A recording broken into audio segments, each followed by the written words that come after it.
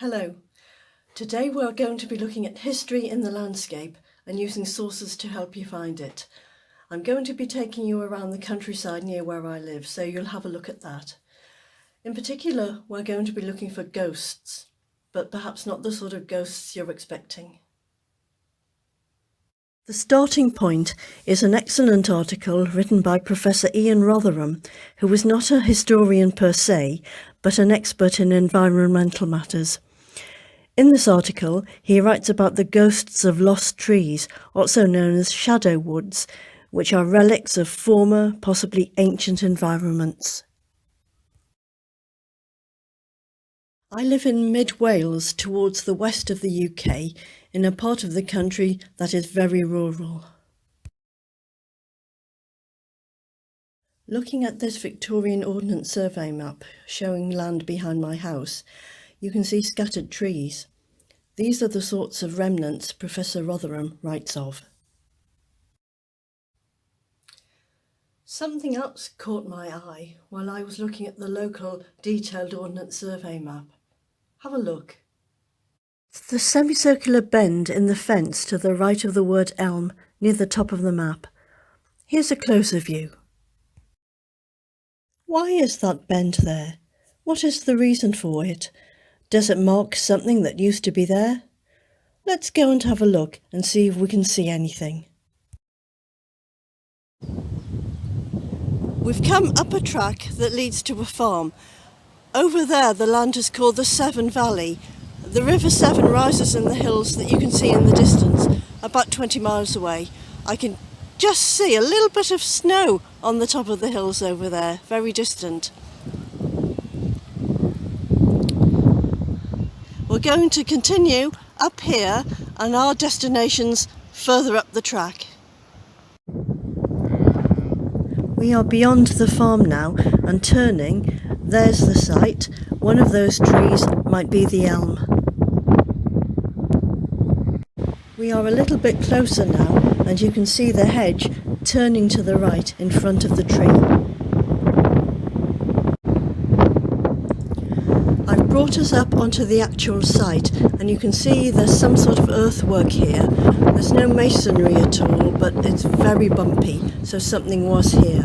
Apologies for the wind, it's really strong up here. There's a brilliant view of the countryside around, and I wonder if that has something to do with what was built here. Over there is a very old looking hedge. Let's go and take a closer look. Yes, these trees are very old. Look at the thickness of the stems, obviously marking something very important. Oh, the wind! And look at these old stumps here, clearly ancient, and look at the well-worn path as well. There was certainly something going on here in the past. Oh, look at that old layering. So this was a layered hedge, and clearly an important boundary. At the far end of the fence there's this huge holly, which is interesting because hollies were used as markers in ancient times, but there's no indication of what used to be here. Looking back from the other side, I think it was an Iron Age hill fort. Let's see if we can find out anything from sources back home. So back home, let's see what we can find out from sources. Looking first at this 1884 Ordnance Survey map, the nature of the field was completely different.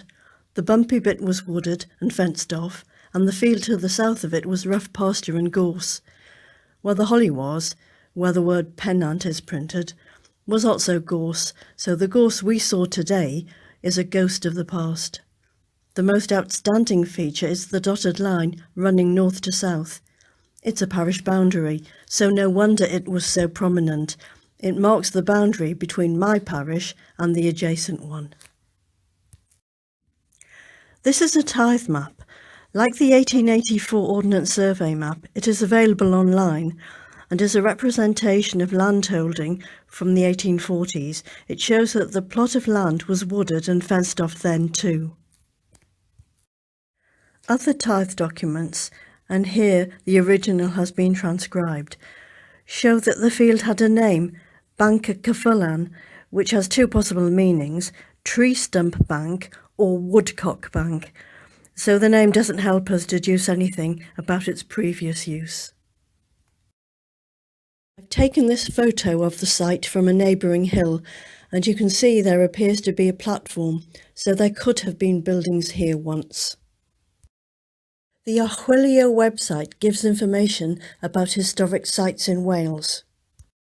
Click on the part of Wales on the map that is of interest, then navigate to the chosen area. Red dots indicate known and recorded historic sites, but there isn't a red dot in our location of interest on the right-hand side of the picture where I've put the red arrow. Here is a closer view. I feel as if we have explored as much as we can with available sources, and now we need to consult another type of source, an archaeologist, so I need to spend a bit of time Googling.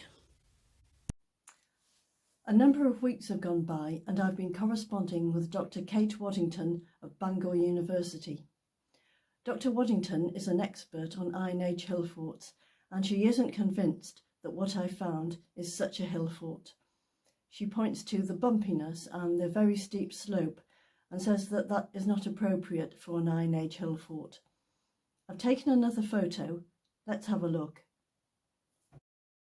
Here the shadows indicate ridges, and I'm thinking of one of the possible translations of the Old Welsh name, Tree Stump Bank. Could the ridges simply be soil-covered stumps? There is an existing tree stump bank nearby. Let's go and have a look.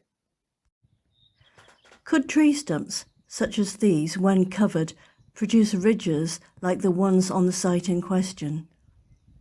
I don't know. There is the site in the distance. The ridges look much higher. So for now, I'm at a dead end. Dr. Waddington has suggested sending my findings to the local archaeological trust. They might investigate further. We've been looking at using sources to find out about a local feature. What can you find in your area? Bye for now.